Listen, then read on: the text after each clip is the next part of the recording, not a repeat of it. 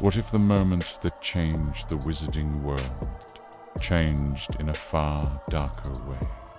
What if Draco Malfoy, terrified, conflicted, and desperate, actually defeated Albus Dumbledore on the Astronomy Tower? Tonight, we explore a chilling, alternate timeline where Draco succeeds, and the entire war bends around one choice. In the original timeline, Draco hesitates. He can't do it. His wand trembles, his resolve breaks, and ultimately, Severus Snape is the one to cast the final spell. But in this dark reimagining, something changes. Maybe Voldemort threatened Narcissa more brutally, holding her life as the ultimate price for Draco's failure. Maybe Bellatrix's taunts and poisonous whispers finally broke through his fear, convincing him that this was his only path to honor. Or maybe, just maybe, Draco is simply too scared to fail, too terrified of the consequences. With trembling hands, a racing heart, and tears streaming down his face, Draco utters the words. The jet of green light hits Dumbledore, and he falls from the tower. And the echo of that moment shakes not just Hogwarts, but the destiny of every witch and wizard alive. The Death Eaters storm the tower, but they freeze in their tracks. They expected Snape to perform the killing blow, to fulfill his role as the inside man. Instead, they find young, fragile Draco standing over Dumbledore's body, his wand still smoking. For Bellatrix, it's a moment of twisted pride. For the others, it's shock. But to Voldemort, this is more than just a victory. It is proof that fear is the ultimate tool of control, that loyalty can be manufactured from terror, and that Draco Malfoy, a boy he once saw as a failure, now belongs to him completely. Draco didn't just kill Dumbledore. He solidified his place in the Dark Lord's inner circle, whether he wanted it or not.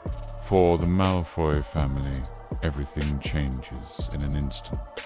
Lucius, recently disgraced and humbled, sees a twisted path back to power through his son. He swells with a dark, conflicted pride, seeing Draco elevated to one of Voldemort's most favored followers. But Narcissa breaks inside. She wanted her son to succeed, yes, but she never wanted him to become a killer.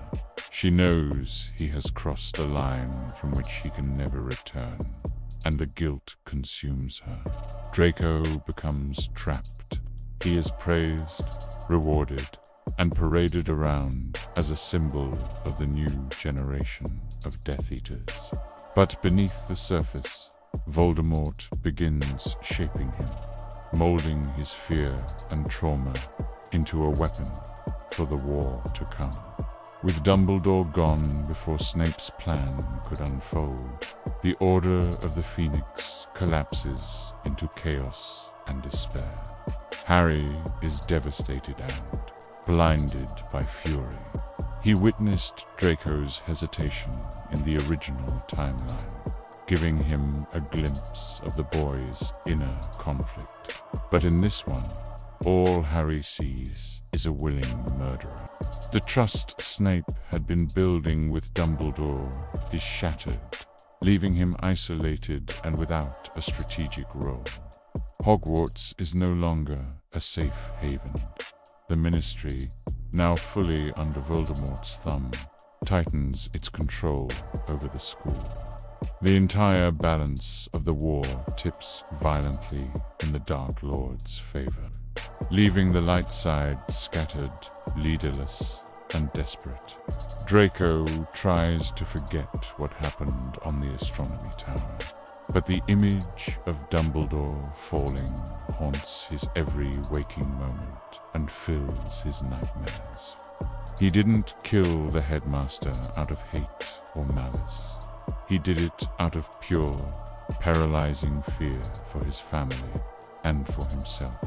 And Voldemort uses that fear masterfully. He forces Draco to learn the darkest of arts, pushing him further and further into the shadows. Draco becomes a poster child for Death Eater youth, his face a symbol of the Dark Lord's power.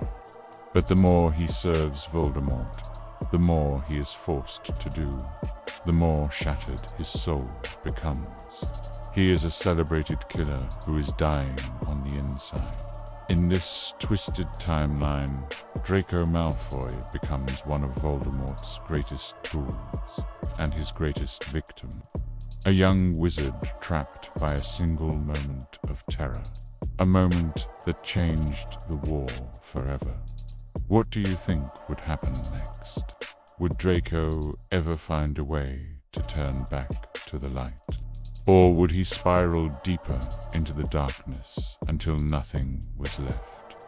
Let me know your theories in the comments. And don't forget to like, subscribe, and ring that bell for more Harry Potter what-ifs every week. Your next magical twist is coming soon.